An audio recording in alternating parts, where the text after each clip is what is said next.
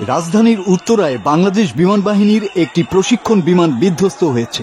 সোমবার দুপুরে মাইলস্টোন কলেজের মাঠে এই দুর্ঘটনা ঘটে। আন্তঃবাহিনী জনসংযোগ পরিদপ্তর ISPR জানিয়েছে, বিধ্বস্ত হওয়া বিমানটি ছিল বিমান বাহিনীর F-7 BJI মডেলের একটি প্রশিক্ষণ বিমান।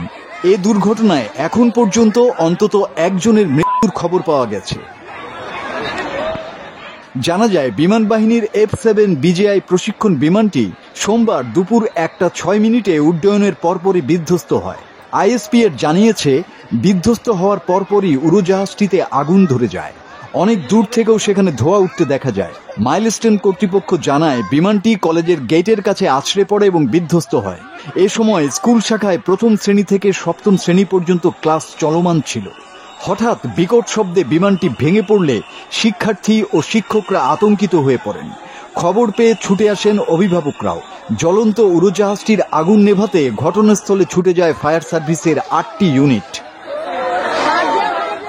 দুর্ঘটনাস্থল থেকে একজনের মৃতদেহ উদ্ধার করা হয়। এখন পর্যন্ত আগুনে ঝলসে যাওয়া 26 জন নারী ও শিশুকে বার্ন ইউনিটে ভর্তি করা হয়েছে।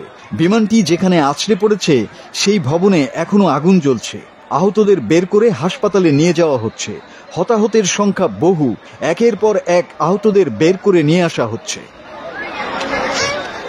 নিহত ব্যক্তির পরিচয় তাৎক্ষণিকভাবে জানা যায়নি। পাইলটের বিষয়েও কোনো তথ্য এখনো দেয়নি ISPR।